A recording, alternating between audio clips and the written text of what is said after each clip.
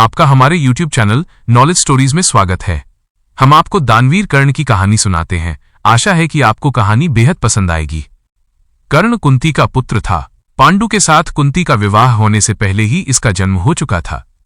लोक लज्जा के कारण उसने ये भेद किसी को नहीं बताया और चुपचाप एक पिटारी में रखकर उस शिशु को अश्व नाम की नदी में फेंक दिया था। इसके जन्म की कथा बड़ी विचित्र है। राजा कुंती भोज ने कुंती को पाल पोस कर बड़ा किया था। राजा के यहाँ एक बार महर्षि दुर्वासा आए। कुंती से उनका बड़ा सत्कार किया और जब तक वे ठहरे उन्हीं की सेवा शुश्रूषा में रही। इसकी इस श्रद्धा भक्ति से प्रसन्न होकर महर्षि ने उसे वार दिया कि वो जिस देवता को मंत्र पढ़कर बुलाएगी वही आ जाएगा और उसको संतान भी प्रदान करेगा।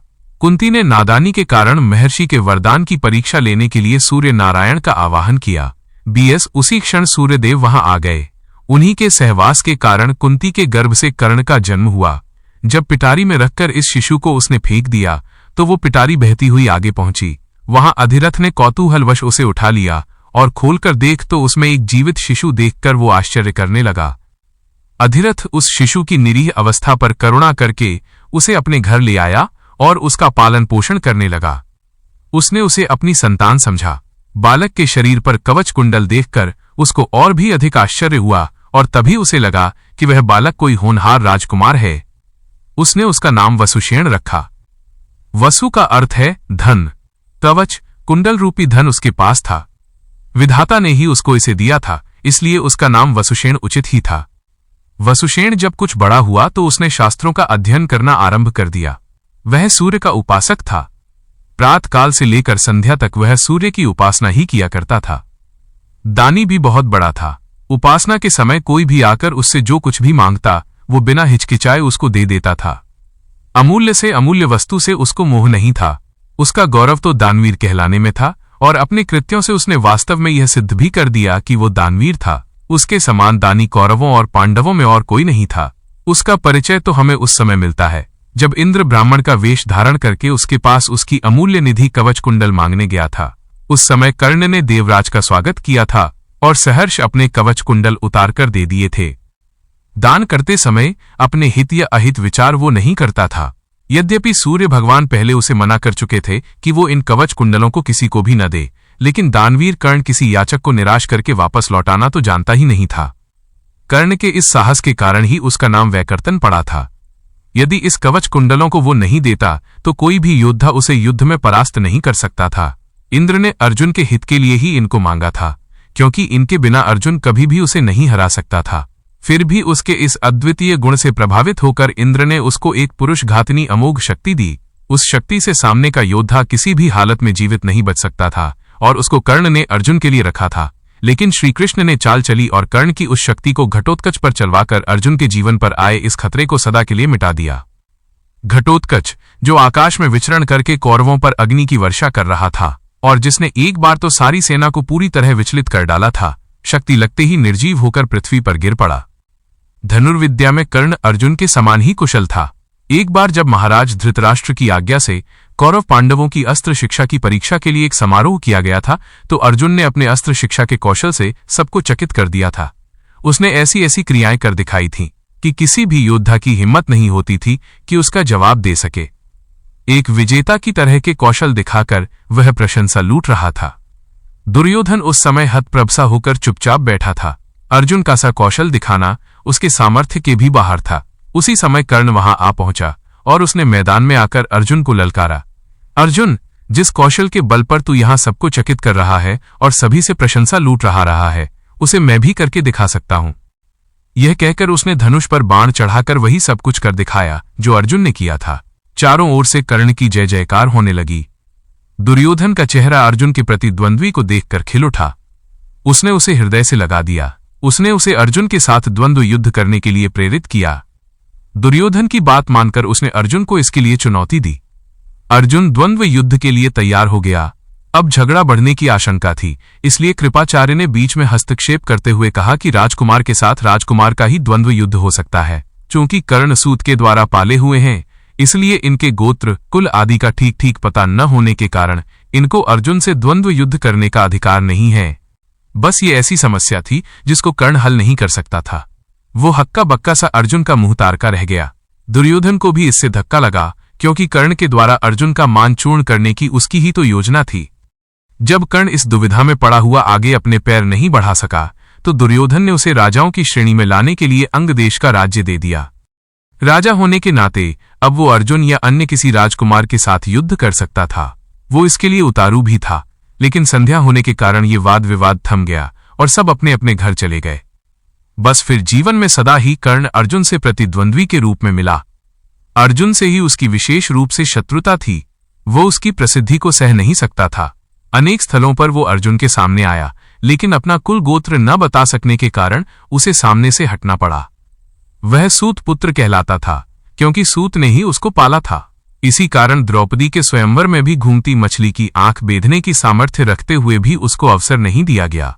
स्वयं द्रौपदी ने ही सूत पुत्र कहकर उसका अपमान किया था और उसकी पत्नी बनने से इनकार कर दिया था। सूत पुत्र को क्षत्रिय कन्या का वरण करने का अधिकार नहीं है। ये शब्द शूल की तरह उसके हृदय में चुभ गए थे और वो लहू के घूंट पीकर अपने स्थान पर आ बैठा था।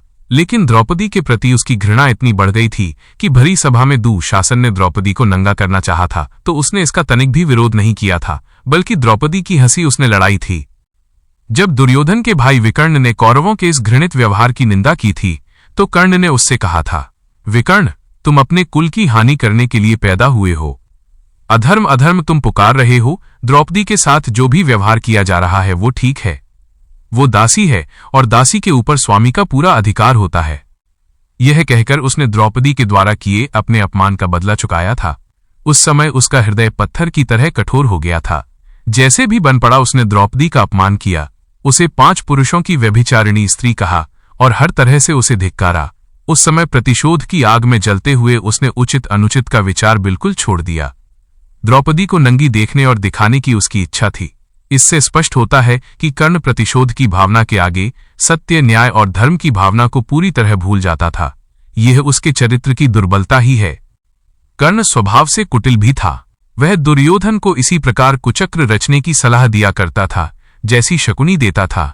जिस समय जुए में हारकर पांडव वनवास के लिए चले गए और द्वैत वन में वे अपना समय काट रहे थे, उस समय कर्ण और शकुनी की बातों में आकर ही दुर्योधन अपने परिवार के साथ पांडवों को चिढ़ाने के लिए पहुंचा था। लेकिन यहां चित्रसेन नामक गंधर्व से इनका सामना हो गया। भीषण युद्ध हुआ। गंधर्व राजा ने अपने पराक्रम से सबको परास्त कर दिया और परिवार सहित सभी को उसने बंदी बना लिया। कर्ण तो अपने प्राण लेकर युद्ध स्थल से भाग ही गया था। फिर युधिष्ठिर के कहने और अर्जुन के भी प्रयास करने पर चित्रसेन ने दुर्योधन आदि को मुक्त कर दिया। कर्ण अहंकारी भी बहुत था। उसे अपने पराक्रम पर बड़ा घमंड था और बार बार दुर्योधन को प्रसन्न करने के लिए वो कहा करता था कि वो एक क्षण में ही अर्जुन को मार गिराएगा। इसके लिए भगवान परशुराम द्वारा सिखाए हुए अपने अस्त्र कौशल की दुहाई देता था। यहां तक कि भीष्म पितामह, गुरु द्रोणाचार्य आदि के सामने भी वो अपनी शेखी बघारने से बाज नहीं आता था। एक दिन पितामह से न रहा गया। उन्होंने इसे फटकारते हुए कहा, दुर्भिमानी कर्ण, व्यर्थ की बात क्यों किया करता है?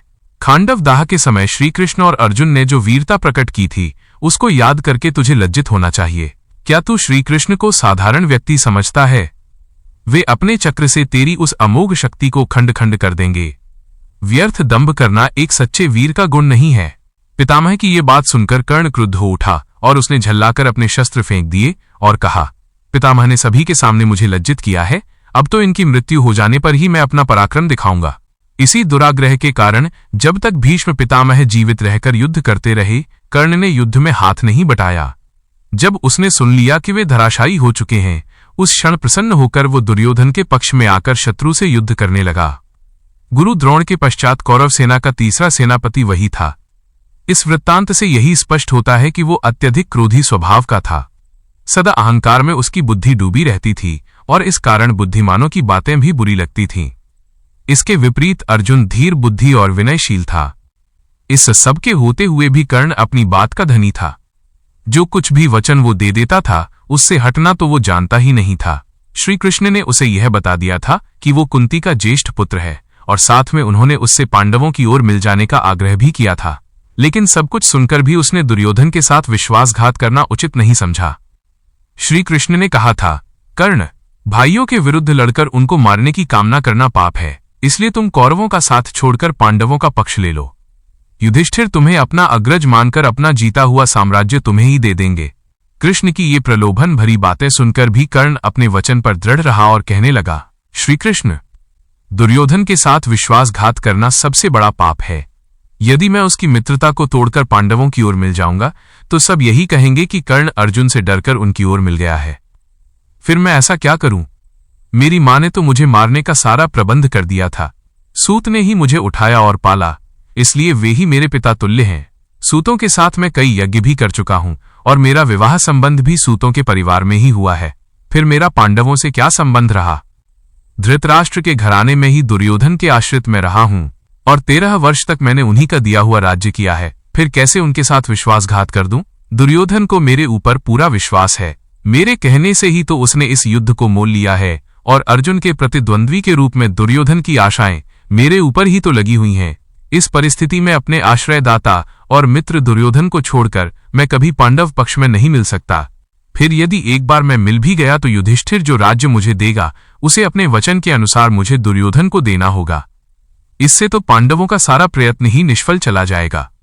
यह सभी कुछ सोच विचार कर मैं निश्चयपूर्वक कहता हूं कि मैं मित्र दुर्योधन का साथ छोड़कर और किसी पक्ष में नहीं मिल सकता।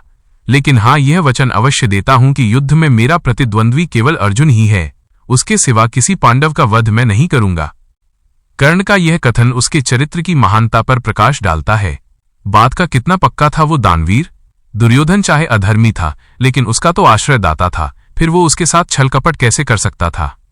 अंत तक उसने दुर्योधन का साथ दिया और अपने आप को एक सच्चा मित्र प्रमाणित कर दिया।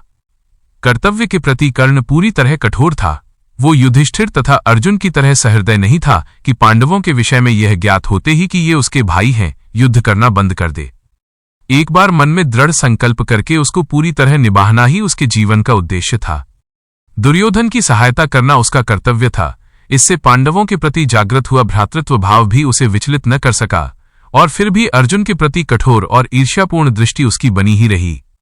यहां तक कि स्वयं माता कुंती ने जाकर कर्ण को अपनी ओर मिलाने की इच्छा प्रकट की थी, लेकिन उस समय भी वो वीर अपने पद से विचलित नहीं हुआ। ये उसके चरित्र की श्रेष्ठता ही थी। फिर एक बार कृष्ण को वचन देकर अर्जुन के सिवा अन्य किसी पांडव की ओर उसने शस्त्र नहीं उठाया। अर्जुन से ही युद्ध करते हुए वह वीर गति को प्राप्त हुआ था। महाभारत युद्ध में भी उसकी वीरता देखकर स्वयं श्रीकृष्ण उसकी प्रशंसा करने लगे थे। कितनी ही बार वो अर्जुन के रथ को पीछे हटा देता था। जब तक वो सेनापति रहा, अर्जुन बार बार उसके प्रहारों से विचलित हो उठता था। उसकी समझ में नहीं आता था कि वह कैसे इस परम योद्धा को परास्त करे। अंत में पूरी तरह निराश होकर उसने कृष्ण की ओर देखा। कर्ण के रथ का पहिया जमीन में धंस गया था। वो उसे निकालने का प्रयत्न कर रहा था। उसी समय कृष्ण के इशारा करने पर अर्जुन ने अन्याय का आश्रय लेकर उसका वध किया। नहीं तो उस वीर को मारना बहुत कठिन था। फिर यदि उसके हाथ में इंद्र की वो अमोघ शक्ति होती तो फिर उसको कोई भी पराजित नहीं कर सकता था और ये निश्चय था कि वो अर्जुन का वध करके विजय का शंख फूंक देता। लेकिन विधाता की यही गति थी। अमोघ शक्ति को वो पहले ही घटोत्कच पर चला चुका था। अब उसके पास विशेष अस्त्र कोई नहीं था। फिर भी बड़ी कठिनाई से अर्जुन उसे मार पाया था। महाभारत में जहां भी उसके पराक्रम का वर्णन आया है वहां अर्जुन के बराबर ही उसको पराक्रमी माना गया है और था भी वो इतना ही पराक्रमी। कर्ण के पराक्रम में धब्बा लगाने वाली एक बात यह है कि वो कपटी भी था। वह सदा सत्य और न्याय का ही आश्रय नहीं लेता था। उसने अल्पवयस्क राजकुमार अभिमन्यु का चक्रव्यूह के भीतर औरों के साथ मिलकर वध किया था। उसी ने उसके धनुष को काट गिराया था और फिर उस निहत्थे बालक पर 6 महारथियों ने मिलकर आक्रमण किया था, जिनमें से एक वो भी था। निहत्थे बालक की हत्या करने का अपराध सदा उसके चरित्र के साथ लगा रहेगा। इसीलिए इतना पराक्रमी होने पर भी कर्ण अर्जुन की तरह महापुरुष की कोटि में नहीं आ सकता। उसका हृदय कलुषित था। इस तरह कर्ण के चरित्र पर दृष्टिपात करने से मालूम होता है कि वह किसी दृष्टि से महान था और अपने किन्हीं व्यवहारों के कारण पतित भी था। उसकी महानता उसके दानवीर होने में है, उसके दृढ़ संकल्प होने में है, उसके अपने मित्र और आश्रयदाता के विश्वासपात्र होने में है। लेकिन छल और कपटपूर्ण व्यवहार, व्यर्थ का दंभ और क्रोध उसके चरित्र की गरिमा को कम करते हैं। वो इतना पराक्रमी था कि उसके मरते ही दुर्योधन का सारा धैर्य टूट गया था और अब उसे अपनी पराजय की आशंका निश्चित लगने लगी थी। और वही हुआ भी। कर्ण की मृत्यु के पश्चात कौरव ऐना का विनाश हो गया। स्वयं दुर्योधन भी भीम के द्वारा मार डाला गया। युद्ध में पांडवों को विजय प्राप्त हुई। आशा करते हैं आपको कहानी बेहद पसंद आई होगी। ऐसी ही रोचक और मनमोहक कहानी सुनने के लिए आप हमारे YouTube चैनल नॉलेज स्टोरीज को सब्सक्राइब करें और वीडियो को लाइक करें और अपने दोस्तों को शेयर करें। धन्यवाद।